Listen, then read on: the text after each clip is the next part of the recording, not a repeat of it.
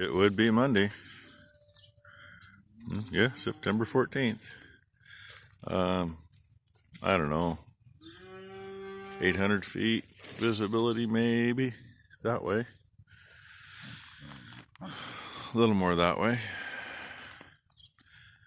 Lady that has the farther horse here, the dark mare, she just stopped by to feed. She's going in to actually go to work today. She works for an outfit that shuffles some wheat around the country. She kind of figures, you know, it's been a week and the company's moved a lot of wheat. Probably got a few guys that want their paychecks, right? A few of the farmers that are owed some money because their wheat's been sold and it's already gone to wherever. Her husband's up there in the heavy smoke. So another chilly morning. A little warmer than yesterday. It was 50 degrees this morning instead of being like 47, 46, whatever it was yesterday. All the roads up here are now open. I think, if not everybody, almost everybody's been allowed to go home. They spent the night in their house last night for the first night in a week. She said, it's really smoky. Well, you know me, the smart ass, so you got air conditioning, right? She goes, yeah, we could have ran the fan. I said, no, run your air conditioner. It'll help get it out of the air. She goes, yeah, we thought about that. But, you know, it's a little chilly to do that, too. So, anyhow, and Becky took number 2 to her new job today. She'll be working at a winery for a while. Don't know what all she's going to learn and do, but they got grapes coming in on Wednesday, and they're going to start crush. So, I'm sure she'll be busy. And make me a phone call about the pump. I need to go down and do some tests, see what the heck I find. I don't think it's a blown fuse because the phase protector seemed to be working. So there should be power to everything. I don't know.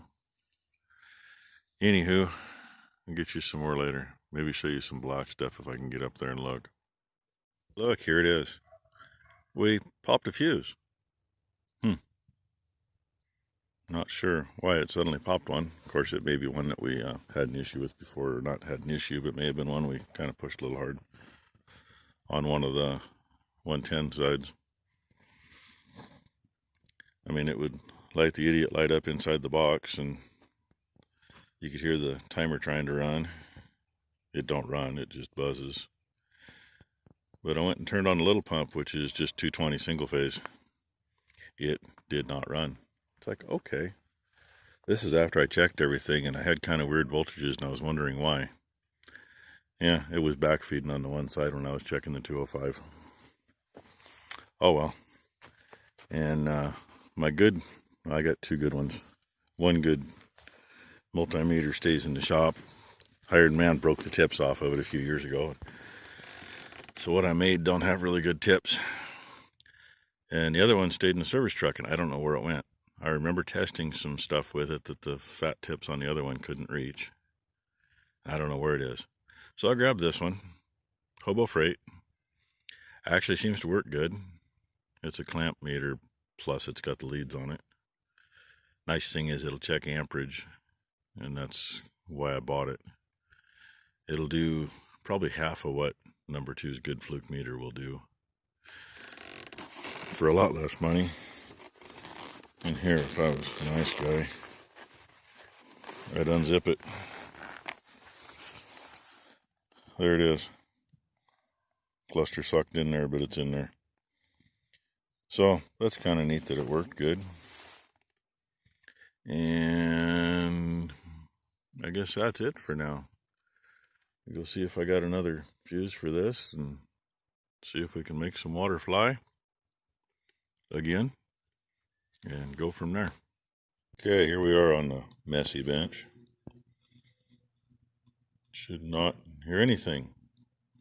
And we don't, because this one's the dead one. Oh man, I put my finger over it. Yeah, good excuse to wipe the dirt off, right? Okay, out with the old, in with the new. And I know my hand's in the way, you can't see the meter, but should be able to do it right here. Yeah, maybe not. Gotta go to here. Yeah, I'm not holding it very well. That one is good. It still has guts in it. That's what I want. So we go down and try it again, and hopefully we don't blow it. Hey, guess what? We're above part of the fire. Scorched some grass here. I don't know if you can see it. Did a good job here. Why don't you just stop right here for a minute because you got cars coming. She's worried about cars coming. Did not jump the road. They got lucky. They got fucking way lucky. The field we have up here is down here a little bit, but they're still up here working the hot spots. At least these two people are being nice. Last person we met, we were coming up and they were doing like 90 miles an hour going down. It's like, really? With a little log splitter behind him. A little hot spot right over there, but it can't go anywhere at the moment.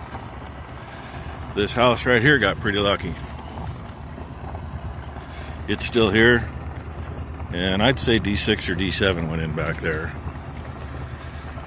It came up right up to almost to their back door. This house. Right there they bailed in and dug some out. This is the owners of the field we got up here. And yeah, right to their mailbox. That's the kind of stuff nobody wants to try to fight on. And yeah, there's a couple little warm spots.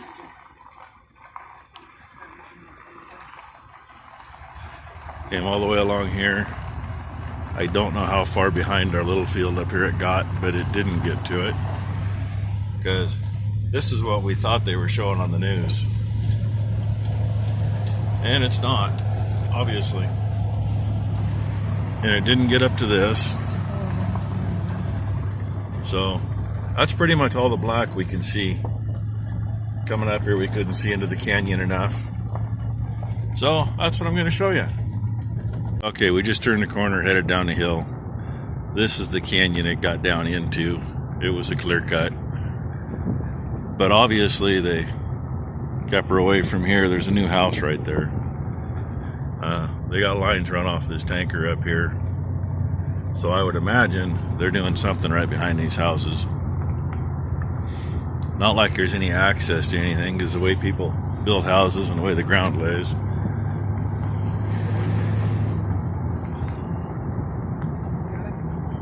There's another spot down here that they run a big cat in the other day too. The lady that has the white horse that's at our, the dark colored horse, the mare. I had to think about that, you know. Her place is right here on the right. And she told me they run the cat in yesterday or day before. There's an old, I think it was an old main line right there. Been used for horse trails forever. When I was a kid, we used to come up here with some neighbors and ride through there, and it comes out on the other hill where we're disking right now. Number one's up there finishing disking that. One of our steer customers here, I was told he never left. He said, "Ah, screw you, I'm going to stay here until I can." So, but there you got it.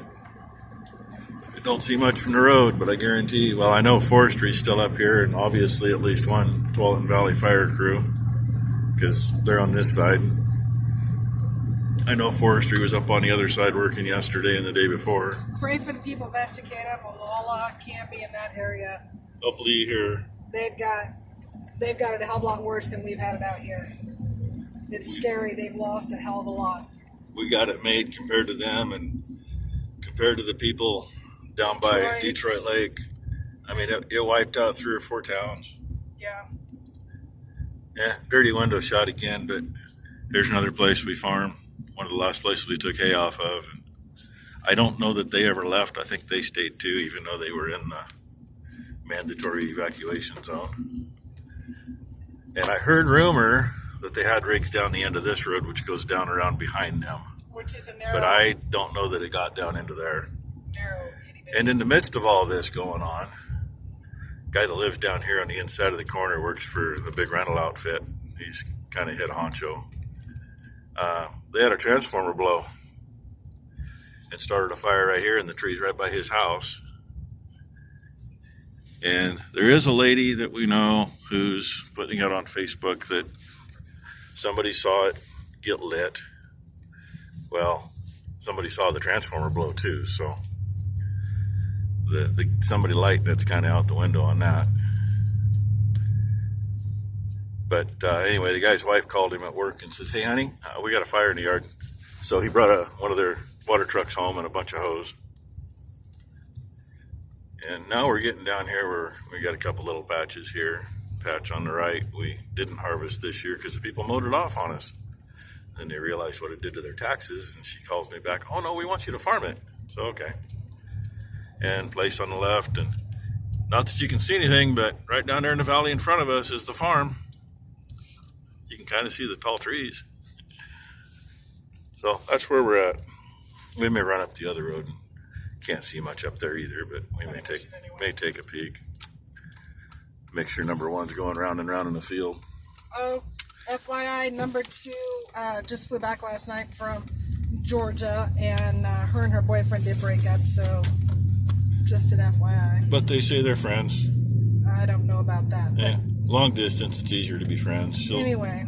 She's going to be a little bit before she's got her head straight. Yep. And she started her job today. And number one just texted me, so I better get back to her. Down that lane is where a lot of stuff's gone to fight the fire, and this is a field I was disking on the other day. There's still a lot of stuff on top at the moment, but if something does happen, I mean, somebody's freaking car or something starts one on this bank, it ain't gonna get to the owner's house, so can't see high enough. Number one's out here somewhere. We came up the hill, she was down in a little patch below the barn. Hey, number 1. Yes, Say hi to everybody on the camera. See if you can hi hear her. everyone. There you go, I got her down low enough, I hope you heard them. And hey, speaking of number one, there she is. Right there. Alright, that's probably enough for now. I probably got enough for the day. So, yeah, still smoky up here. Down the hill we go, and thanks for watching.